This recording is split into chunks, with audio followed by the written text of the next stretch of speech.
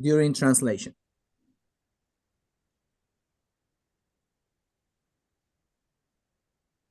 Right there. And the problem was to turn that statement, which is in the language of necessary and sufficient. So go from, let me change the color.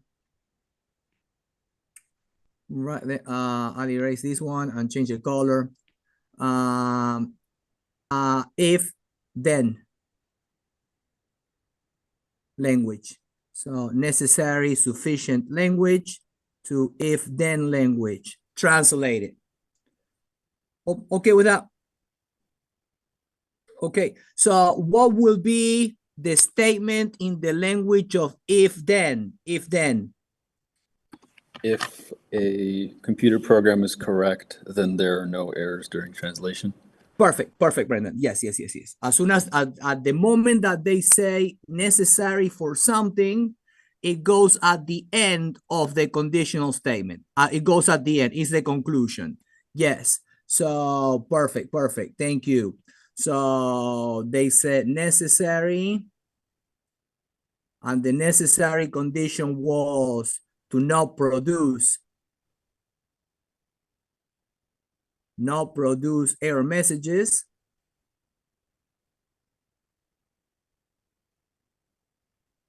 Right there. So perfect. So exactly what Brandon said. I'll write it down. Right there. So it's if. And the hypothesis is for the program to be correct. Then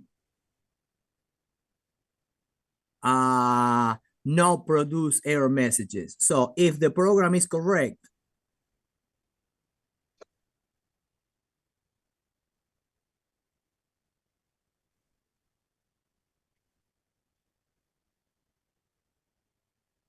then no messages, no error messages.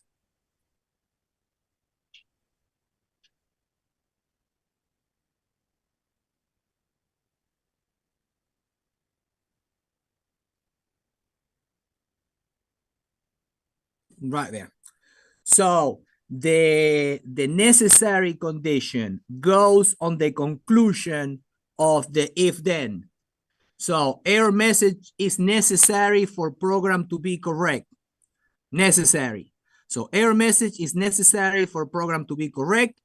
The program being correct is sufficient to tell you that there are not going to be error messages. And that's what it will say.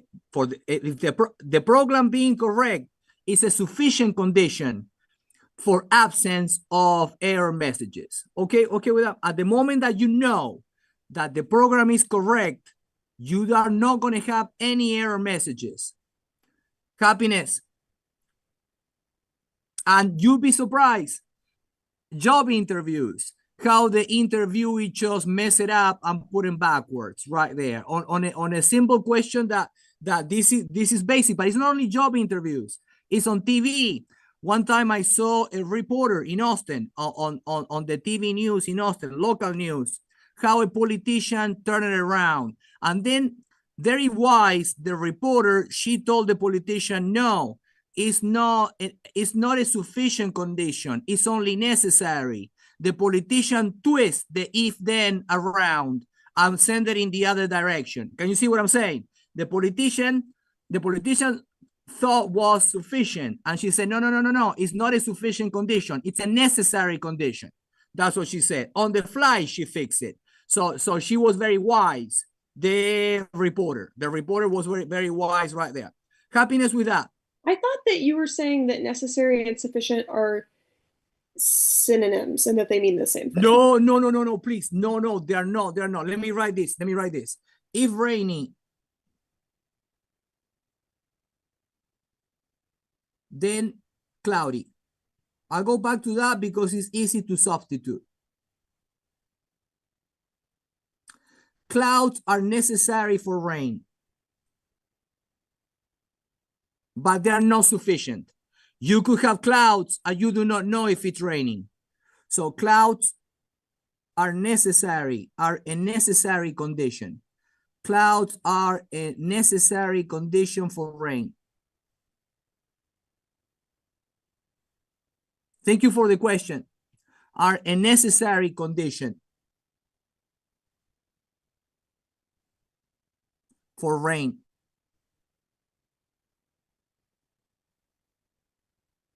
Rain is a sufficient condition for clouds. The existence of rain is sufficient to tell you that the clouds are going to exist. Can you see what I'm saying? The existence of rain. So rain is a sufficient condition.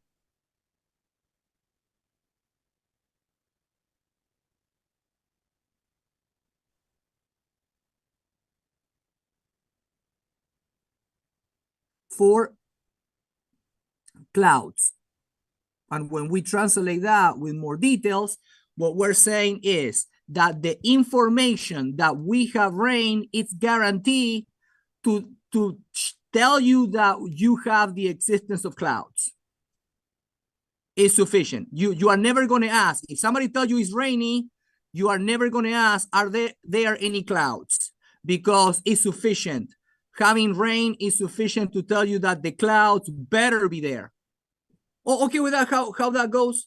Okay, yeah. And then you make it yours because it's part of the vocabulary right there. And can you see how this could be tricky in a job interview if you're nervous, that you can swap it around as just being human? They're trying to test the level of experience that you have working on the field and just talking. Because if you are new, you might not have that vocabulary packed right there because you haven't had enough meetings with your colleagues working on different projects. Can you see what I'm saying? So yes, they're trying to estimate your level of experience, how comfortable you feel with the vocabulary. Right there, perfect. Let me see, there. Okay, right away. So at any moment you have questions, please jump in. It's a pleasure to answer any of your questions at once.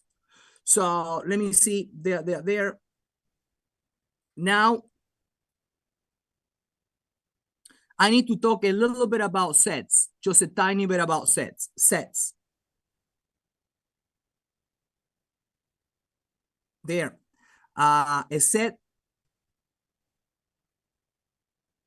is an unordered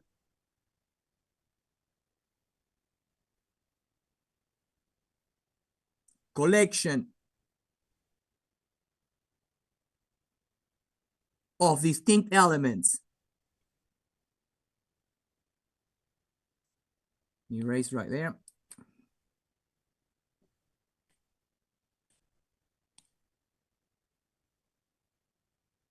Distinct elements.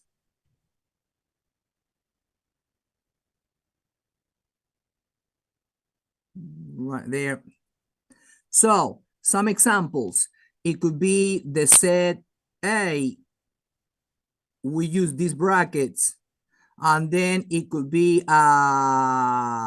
D, E, F. So that's a set that has 3 elements. If somebody's going to come and write set B, and he writes D, A, Z, right there. That set doesn't have 4 elements. That set has 3 elements, and that person, he made a typo when he wrote it twice, because the definition says that they are distinct elements. So that A, one of those A's gotta go. Okay with that? Okay, somebody made a mistake and repeated it, but it's not a list, it's a set. So you go and just delete this one. They didn't mean it. And the size is also 3. How do I denote the size of the set? With these brackets. Looks like an absolute value right there, but it's not. That's how I tell people that I want, that's the size of A. And the size of B, it's also 3 right there. So we have those sets. Perfect. Then of course, we can take the union of two sets. And in this case, the union will be D, E, A, Z. Well, we can take the, and let me check. Oh, F, I forgot F. I'm taking